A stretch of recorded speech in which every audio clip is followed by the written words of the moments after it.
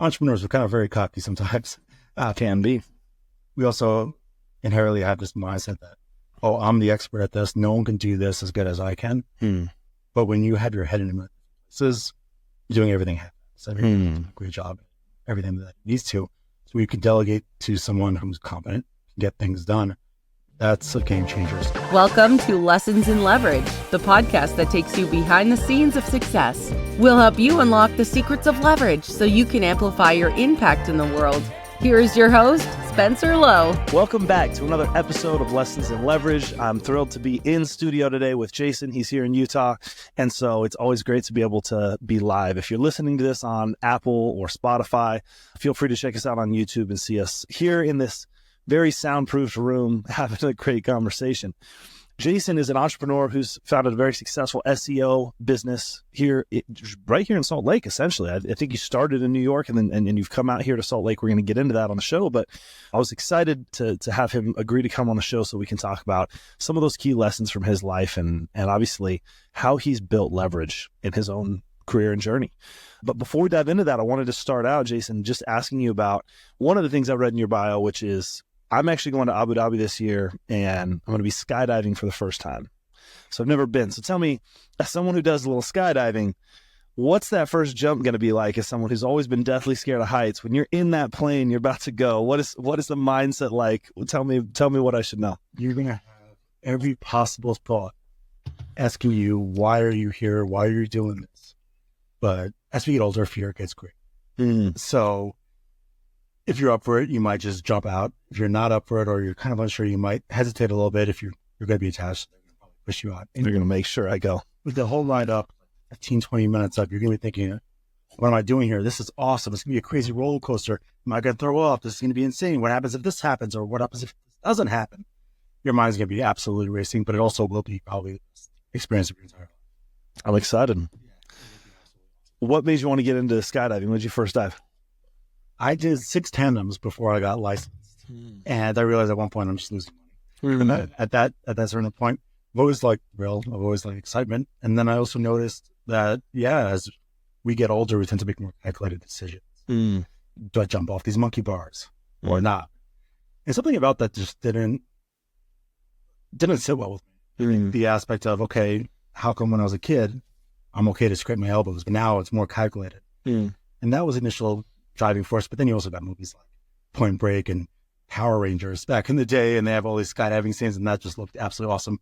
And the first tandem was really just pure freedom. It was just absolutely insane. I got hooked and addicted. Did 5 more tandems after that, and then got licensed. Do you go a lot now, or is it kind of a once a year thing? Like, what's your cadence like? Once you're licensed, this is something. How do you think about like the right amount to go? Like, I got scuba certified, and I was all of a sudden like, I'm gonna go scuba diving all the time, and then I went less, and I don't go at all anymore, which is a longer story we don't have to get into. But I'm curious, how do you like schedule that out, or how do you think about? Right now, in Utah, it's really hot. So even falling from the sky can actually be quite hot, but normally, for me, I just try to balance it. There are people who make skydiving a full-time hobby. Some people are professional athletes by Red Bull sponsorships. Other people work at the specific drop zones. For me, if I can jump a couple of times a month while still balancing everything else perfectly, then I'm happy there. That's awesome. So, you talked about that freedom. Obviously, there's a lot of freedom in entrepreneurship. There's risk in entrepreneurship. I think there's some interesting parallels in that. Let's go back a little bit just to when you were younger. I'd like to hear a little bit about your upbringing. I know that you came up from a modest upbringing and I know you saw a few different paths about how your life could go. Walk me through kind of how that started and what you saw those paths as, and then how did you choose and what got you on the journey to where you're at now? So I grew up Orthodox Jewish religious in New York, and pretty much the community I grew up in is pretty much you follow the same standard of life, which isn't too far-fetched from other communities, other areas, other cultures. Do this by this age, do this by this age, school, college, or whatnot. I was in school with physical therapy. I was pursuing. Was that one of the, like when you talk about your culture there and some of the expectations, was that one of the kind of approved rubber stamped paths, or was that seen as a little divergent? No, that was approved. So there's different levels of orthodoxy. Okay. There's ones where, if you're not learning, studying all day, praying all day, then you're not part of the community. That's a lot more orthodox in the way I grew up, but mine was very traditional. Okay. I would say more traditional style of growing up. And physical therapy was fine. Yeah. There's nothing wrong with it per se, but Heavy focus on education. I was never a good student. But culturally, was there a lot of pressure to kind of pursue deep education? Pursuing physical therapy wasn't necessarily a choice made by me. Okay. It was either physical therapy or IT. Okay. Neither of those were actually my own decisions, but it's what you do. So you get the student loans and you follow the process. And it just really wasn't for me. After some time and going through the process and schooling, I liked the aspect of helping people. That was cool. But I liked more the aspect of my own health and my own wellness. And it's kind of exhausting sometimes, constantly motivating people and trying to get them to work harder, pull stronger, fix issues, injuries, or whatnot. The body's a complicated thing to begin with. I dropped out. I had no idea what I was going to do next. I got a job at Equinox in Tribeca, New York, downtown Manhattan, and started personal training.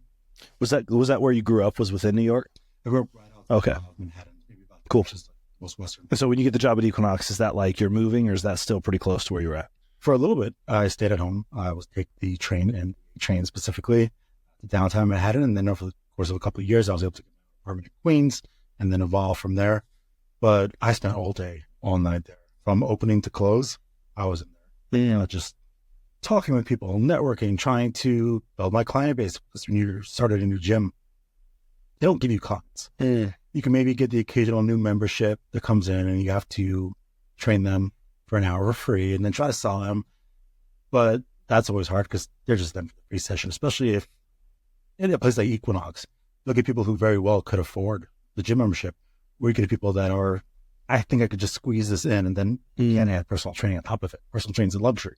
Just networking with people on the floor and just trying to pick up clients on the floor. And that's kind of how I got started in kind of the sales aspect, which also naturally segued into SEO because hustling is hard. You're personal training clients. But if I can get people who are interested in personal training come to me. Yeah. Oh, there's obviously people are typing in personal trainer NYC. Why not?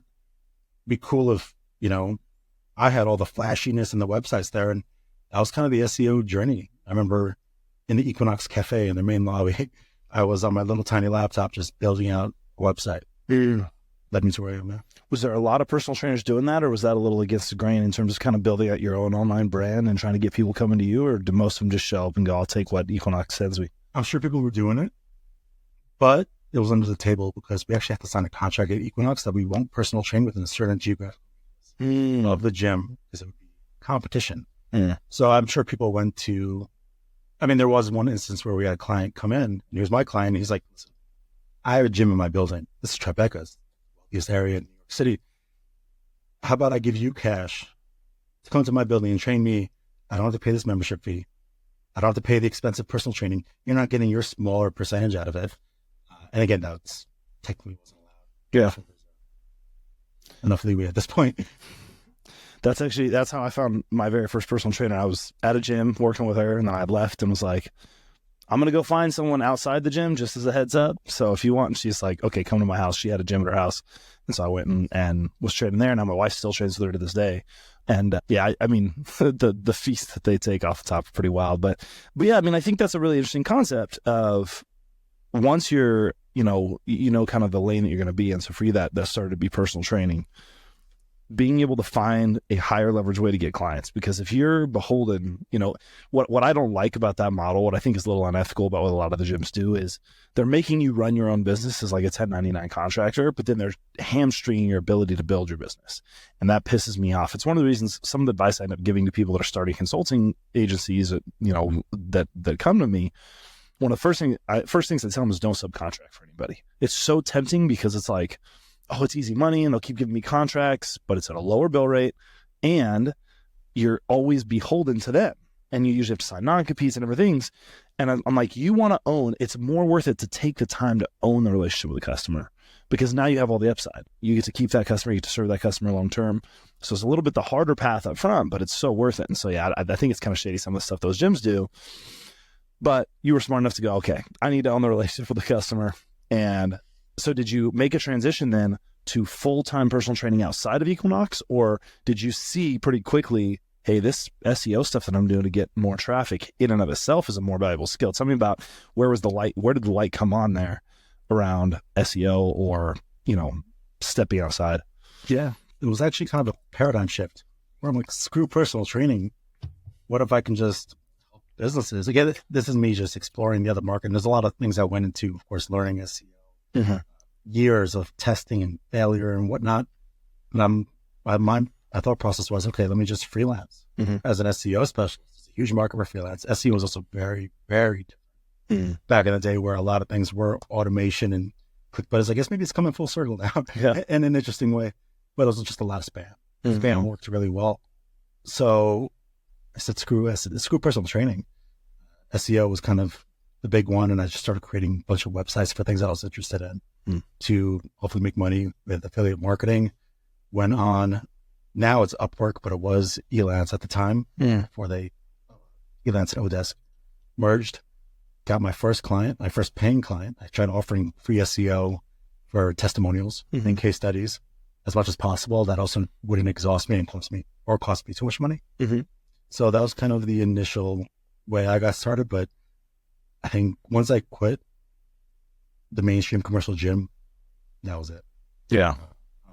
Didn't have a lot of motivation to go back. I like working out and stuff, but I didn't like training people. And then, you become like a weird therapist sometimes where people come to you and, oh my God, you wouldn't believe what happened this week. And just go do some deadlifts or something. Yeah. So my New York tolerance. I understand that. I mean, I think in most services businesses, there's like an element of everyone brings their whole self to whatever the engagement is, and you end up having to do a lot of babysitting, a lot of coaching, a lot of related emotional management just to get your service done, get the value that they need. And yeah, sometimes that can be really tiring. So then as you started building the SEO business, you went out, you start freelancing. Where did it go from there? What was it obviously started with just some free testimonials and some jobs? What was the next big inflection point for you? So I built a SEO website. Okay. Advertising yourself and ranked it at the top of Google. All the different SEO related keywords. That website is still live. It's a horrible website. The website's all right. The domain, the brand name, it's SEOservicesNewYork.org. The goal was to rank for SEO Services New York and hasn't been touched in years and it's still ranking. Some traffic. About once a year, I'll go in and test the form and then update the footer date. But other than that, it's maybe a lead generator for us, but it doesn't really bring in much quality leads in that aspect. But I was able to use that as leverage in a way, saying, hey, if I can do this for my website, ranking against other SEOs in Google, here's what I can do for your brand against competitors who are not SEOs. So that was my leverage to position myself. Yeah. So then tell me about how that evolved. So initially your ranking, it probably started as a decent lead source for you because, especially back then, I think organic was just hot. I mean, SEO in general is hot. So how does that evolve? Tell me about, your lead sources as you start growing the business. I think every business goes through an evolution, but especially marketing and online businesses. A good friend of mine sold an advertising agency for $20 million.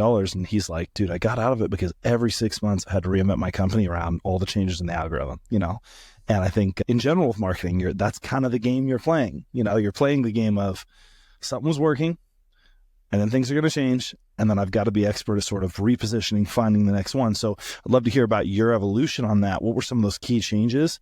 And now that that's not a major lead generator for you, what is, and kind of what was the evolution of that? Well, when I first started in 2010, it was the same year Google released the first big algorithm update. It was at the time. So right when I started gaining this knowledge and have my footing in creating good habits, using good critical thinking as to what works, what doesn't, gone overnight. And that was all content typically. And then, the community, the people I associated myself with, I was a very big person on reciprocation. So I didn't have any money to pay for coaches or anything. So, hey, can I give you and your whole family workouts and nutritional advice? So that was a way of getting some SEO coaching. Following year, another update came out, Penguin, or a year or two later, which was all about links and spam. So there was a lot of changes taking place in the very early years. So there wasn't a consistent framework that was proven to succeed and be able to be duplicated in a way so seamlessly. probably around 2016 is where, I took a step back and stopped trying to find these easy ways to rank websites, easy ways to help clients, black hat or quick hacks, and identifying and surrounding myself also with people who are very much, what is Google looking for in the future? What do they want to be? What do they want their algorithms to do? Once we got that dialed in, or it was me at the time by myself, the evolution and changes are no big.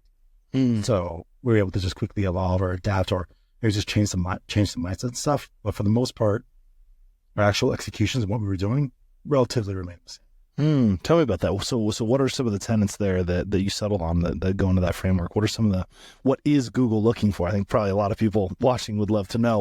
What is it that they're really looking for? Yeah, I hate this so much. Such a stereotype and a stigma in the SEO world, but user-centric. They're focusing on the user, where, you've probably seen it in your go-arounds when we go to Google, or even years back, you could tell the content's there just for SEO purposes. Yeah. The obvious keyword is there just a million times. It doesn't make sense. The keyword's in bold for some random reason. And when we switch the focus as the end goal, or big picture being about the user, then all the things leading up to it, again, might change a little bit or be tweaked. But the end result is the same, and trying to provide value, because we're providing value to a user, or our clients are providing value to a user, they're going to make more money. If we're just spamming for traffic, but that traffic doesn't convert, that's where. So you have to take a more user-centric approach. Does that mean you spend more time doing research now in terms of your services and your focus to try to help businesses understand what their users really want? Because I imagine most business owners probably start in a pretty transactional frame of mind of like, I wash windows, my users want me to wash their windows, I need to tell them that I wash windows, they need to hire me to wash windows, or something like that, versus, maybe thinking more in terms of content value and being able to write for the right keywords and search terms and do that in a way that is compelling, as far as like, hey, maybe someone who needs their windows washed is actually searching for what's the best cleaning product, or how do I make my windows not streak when I'm drying them, or something like that. And now I can reverse engineer that to teach them what they want to know, but show them we could do it for you. Is that, I'm not an expert in this area, so you tell me if I'm off base, but is that more the direction that you have to go, is spending time on the research to figure those pieces out? Yeah, you've nailed it. Some brands understand their customer persona. Some brands don't.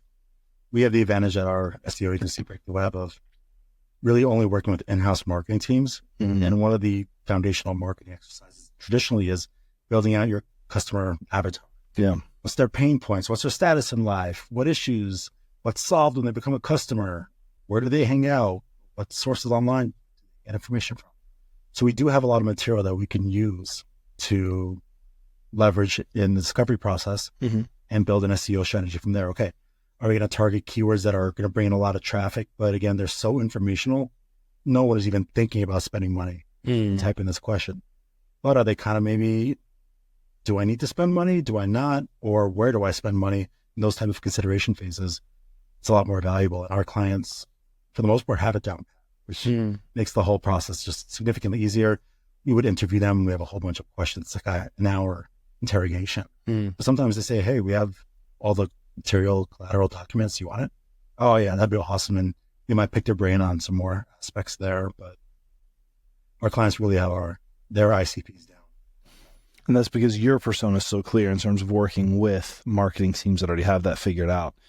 When is part of that, I'm just curious how that blends into the rest of some of the other disciplines. Obviously, marketing is a very broad topic, discipline. You guys seem to be heavily focused on the organic side, but it seems like that research and, probably ties into your paid ad strategy as well. Like if I've got some really valuable content that is performing well, ranking in search, etc. As someone who's not that smart in marketing, I would think I might want to throw money behind ads on that same content. So is that also an area that you guys consult? Is that an area that you're providing guidance? And how should companies think about, or how should entrepreneurs listening think about the relationship between organic and paid? Do I start by trying to nail something that's so good that it's getting organic traffic? Do I start by running ads, and then based on that, I know what to create? What have you seen work in that area? Yeah, so we don't do paid ads specifically. We can, but we're not that good at it. We can offer it if you need another line item, which some brands sometimes do. But our bread and butter is SEO and SEO-driven content marketing. Content marketing isn't just about SEO. It's about taking content and repurposing it for everywhere. So paid search, social, email, everywhere, getting the word out. So if it's a topic that is relevant for all the different marketing verticals, then when we're pitching, at least, there's some nice carryover.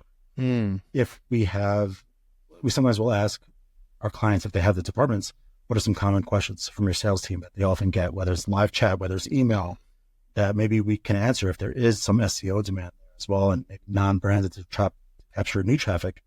If there are solely just branded related topics about their brand specifically, they can still create the content, maybe help docs or whatnot, but we won't put much time into it. So a lot of times also clients have all these crazy ideas about, hey, we want to write about this, we want to write about this. They'll let us know and we'll say, hey, there's SEO value here, there's not. We have a whole scoring system. It's stars, which has a bunch of different metrics that feed into that star system to show if a topic is really valuable from an SEO standpoint and should be worth the effort. And then the marketing teams will typically correlate that against their business and marketing goals. So you're really living at the intersection then of content, what content should we be creating?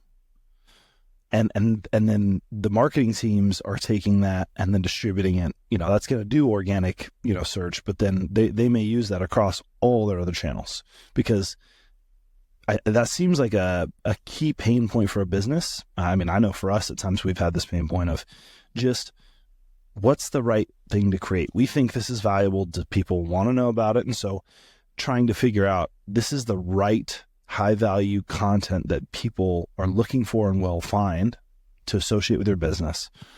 That's kind of really the pain point you're living on. It sounds like. I got that right? I mean, marketers do have that pain point. It's also just, what else can I market? Marketers are good. Sometimes you're technical marketers. Sometimes you're creative marketers. The creative spot tends to be taxing a lot. So if we're able to help produce more material that they can use when sending emails, retargeting ads on Facebook and LinkedIn, whatever it might be, then we're making their job easier as well outside of our direct efforts. So they don't have to worry about what's the content calendar or the Hootsuite posting going to look like over the next 3 weeks. Oh, we have this article, and this article coming out. We also have this article from 3 weeks ago that we can republish again, because why not? So, I mean, good marketing in general is all the different disciplines coming together and different departments together to create something awesome for a single brand. Yeah, it makes sense.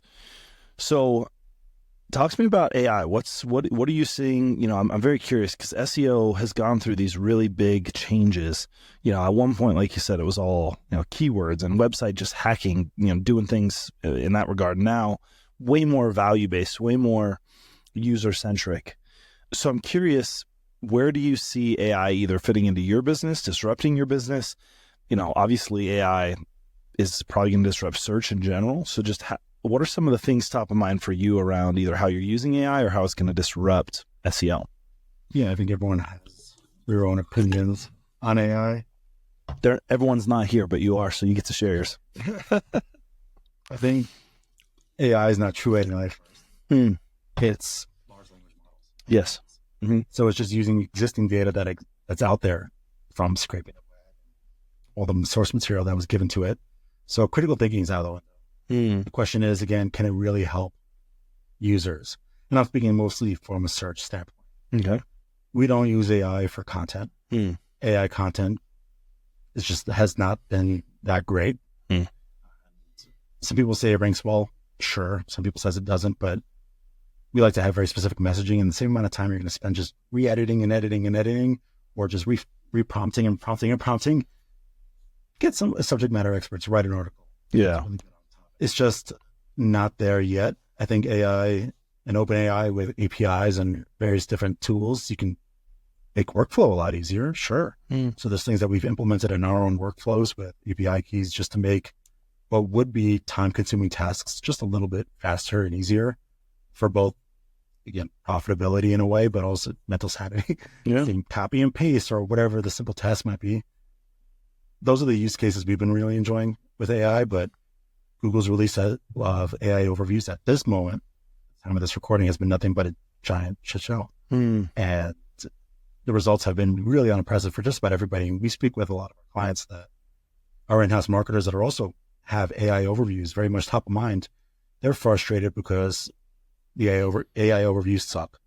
Only recently did they start linking to their sources, of material, which thankfully most of the time is our clients anyways. And then there's just no attribution. Like you can't see traffic coming in if someone does click the source. You can just see that maybe your impression count in Google Search Console is increased, but you can't directly create a correlation of, okay, we appeared as a source in overview, but we don't know if we got a click.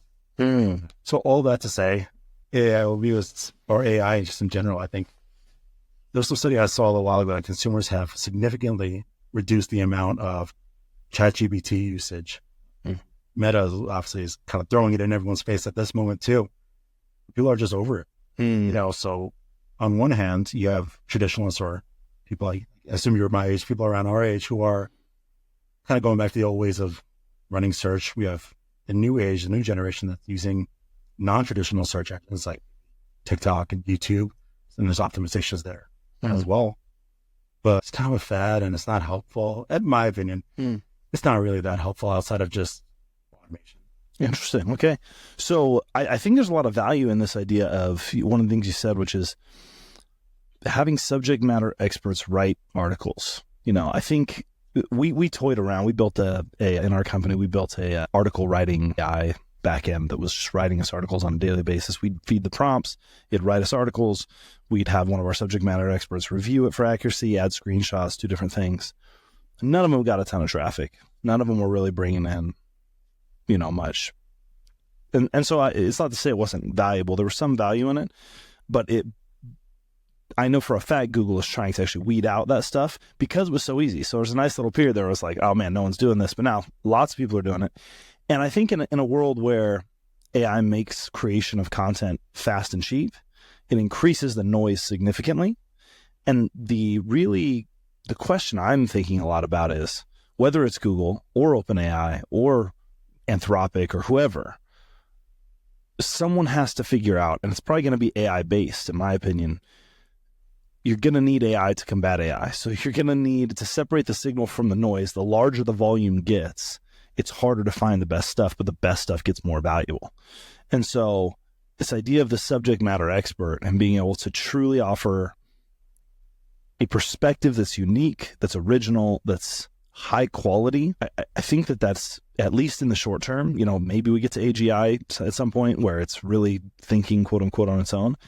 But short of that, I think there's this extra premium on the people that have the most expertise. So how do you go about finding those people or empowering those people at your client companies? Because that's not usually your marketer, right? I mean, like unless you're a marketing business, that's not the guy in the marketing department writing that. So what are some of the things you've learned about getting that subject matter experts to write the most high quality content that aligns to your marketing goals? Well, if they're not a writer, then getting them to write. But they also don't necessarily need to write the article or the writer. They could be quoted consistently throughout to have a subject matter article. In a way, they can brief, provide insights, opinions, expertise without directly writing on it. If they want to write about a specific subject, then we try to feed into their ego. Hey, you have thoughts that are awesome. Let's share it. So again, whether that be via an interview, having them write an article, it's hard if they're not a marketer or specifically a writer. But if they are a subject matter expert and they're labeled, and that's maybe their role in the brand, I mean, that's their job then, is to provide expertise on that subject in anything, I guess. Sure. So we talked a little bit just about how the landscape shifts with AI. Seems like you're fairly low on AI in terms of the impact, at least in the anymore. Yeah. I built some of the first websites I ever built. I was so proud, and I was telling everybody, like, go to Google and type this in, and they would do it, and I'd be like, yeah, look what I did. And then it just gets out overnight, and that ebb and flow of algorithms. And then it's going to evolve. It's going to change, but AI is not a threat in that aspect. I think it just it's an evolution period, and we just adapt. Do some of the legacy SEO principles still apply, in terms of there's a bunch of tagging and different things like that. Is that still considered part of the discipline, or is most of that just irrelevant now and it's all about the content? It's all about the quality of the user experience?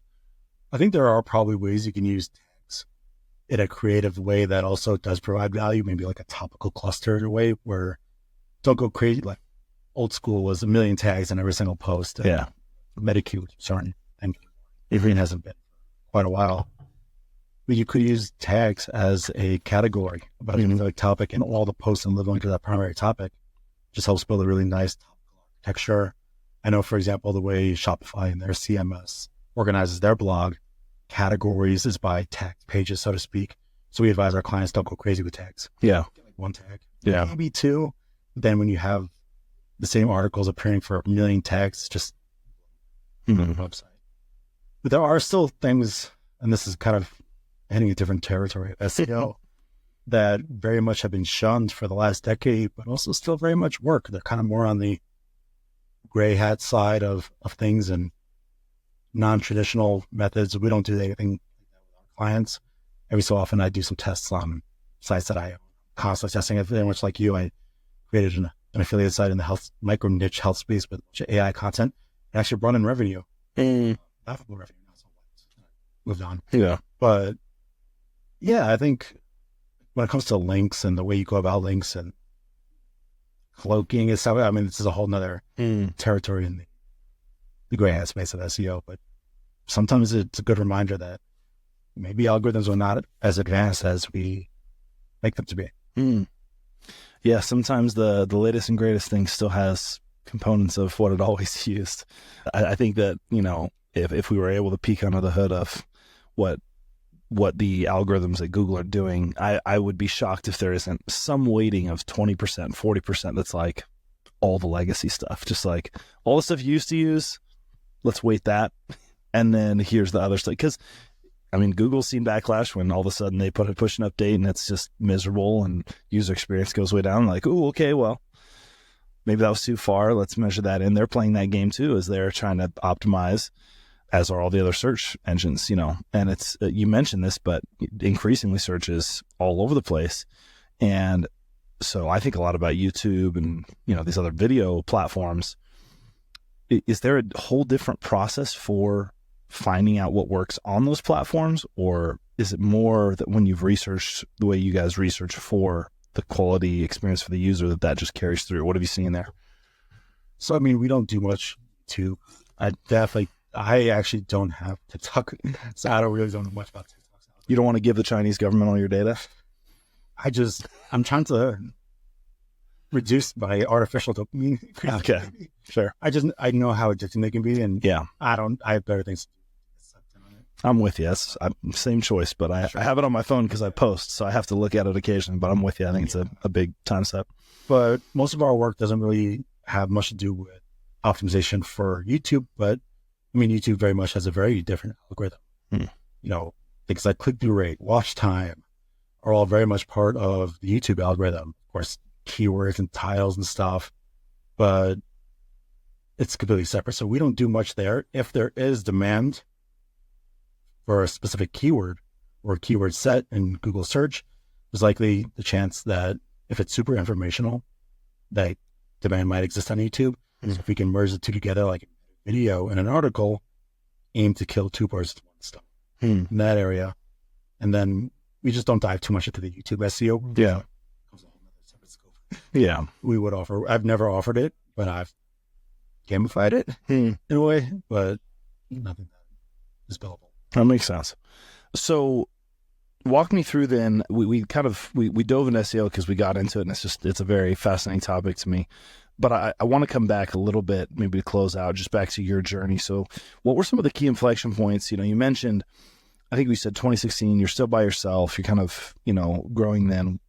What were some of the key inflection points for your business as you've grown, where you were able to sort of get more leverage into your own life? You get more results with less time spent, or do something much faster than others, anywhere that there's been less inputs and bigger outputs.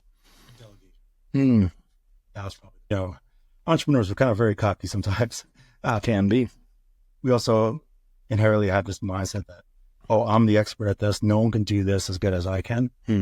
But when you have your head in a million places, you're doing everything half-assed. Everything doing a great job, everything that it needs to. So you can delegate to someone who's competent, get things done. That's a game changer. So for me, bringing people in, and it started small with a virtual assistant overseas, just helping me with some of the more manual things. Yeah. Are annoying. And then our first hire was a US-based account manager, and getting off of client conversations so I could be in the trenches doing the SEO work or trying to grow the agency at the time was probably the big differentiation.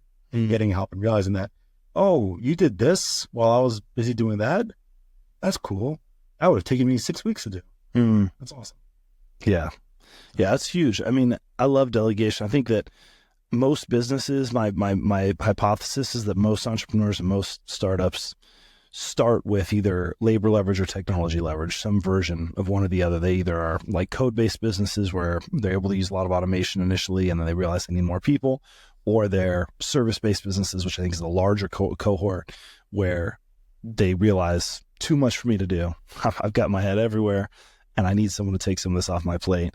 And so they start hiring people and they have to figure out truly how to delegate, because it's one thing to just ask someone to do something. It's another thing to empower them with the right decision-making authority, make sure they're set up for success, but still hold them accountable, because you can delegate, but if you give up the accountability, then you're abdicating, you're going too far. And now, it's hard to keep the rails on. And so it's just this whole dance of trying to get the right amount of autonomy and empowerment, and also never give up the I own the outcome, so I have to hold the whole team accountable. That is like a dance that when you get it right, really just starts driving growth and makes your life more sane. I mean, the early days as an entrepreneur, when you're doing everything, it's like you can't take a vacation. If you do take a vacation, you're stressed the whole time, or you're working at night when your family's asleep. You're doing whatever you can. And I remember those days. It's not the place you want to stay long term. I mean, delegation. Yeah. One of the first books I read is kind of an introductory to like actual mastering delegation versus just assigning something to somebody. Yeah. Mike Michalowicz is interesting. I haven't read that one. He has another book he's most famous for. It's called Profit First. Okay. About bringing in profit to founders and business owners. But his book on Clockwork was really good for setting a framework and making sure that every single person at the end of the day is serving what he calls the queen bee role. So no matter what you're doing, kind of like worker bees are all serving to protect the queen bee. And you're doing is to serve your queen bee role. So also helping you guide, define what the QBR is within your business itself. So that was a really great introductory book on getting started. That's awesome. Yeah, I remember one of the first books I read in that area was called Procrastinate on Purpose by Rory Vaden. And it's been one of my favorite books. I recommend it to people a lot. But he breaks down kind of just a personal productivity framework from working with so many entrepreneurs. And he calls it the focus funnel, but he's goes through basically 4 or 5 different disciplines in the book and gives all these examples, but it starts at the top with just saying no to things, and the skill of saying no and being able to eliminate the unnecessary. And then if you can't eliminate it, can you automate it? Can you do it once and not have to do it ever again? And then if you can't automate it, can you delegate it? Do you really have to be the person to do it or not? And if you can't delegate it, then does it have to happen now? Is the last thing. Is right now the time to do it, or could I just procrastinate it? And that's where he's like, if you don't have to do it now, procrastinating it is an art, and it's an important art because context changes. I mean, I just had this happen. I have it happen all the time, but I just had it happen again where there's something that I thought I really needed to do, but I knew I could delay it without penalty. And the whole context has changed such that now I just don't even have to do it. So when it comes back up, I'm just going to get it off my task list altogether. And so there's a lot of different ways that procrastination is valuable. But we think of procrastination usually in negative terms because it's usually thought of as like something important that does need to be done now, not happening, which is the bad form. The good form is, I know that this needs to be done. It doesn't need to happen right now, so I'm going to delay it, and then I'll do it at the time when it makes the most sense. And so there's kind of an interesting paradigm shift on that. But that's right. And then his last one is concentrate, which is, if I have to do it and I have to do it now, that I'm going to fully concentrate on it and produce something so dense that it's like high quality, And that helped me a lot, just that framework of getting things done, which I think early on, it's one of the biggest skills because you have too much to get done and you have to learn how to get it done. And then obviously you develop more and more leverage so that that's no longer the constraint, whether that's labor leverage, technological leverage, or otherwise. Well, any other topics that I did not ask you about that we should dive into that you think would be valuable for the audience? All right. Well, where can people, if they're listening to you and they're thinking, man, I could use help with some of the SEO side, or Jason seems like an interesting guy and I'd love to connect with him, what's the best way to get in touch with you? Go to Google, type in Break the Web. Jason Berkowitz on LinkedIn. Also at Break the Web Agency. It's Break the Web the top result? That's the real question. Yes. Okay. Well, I might have to talk to you because Also in the service market. So no one could ever offer any sort of advertising. There you go.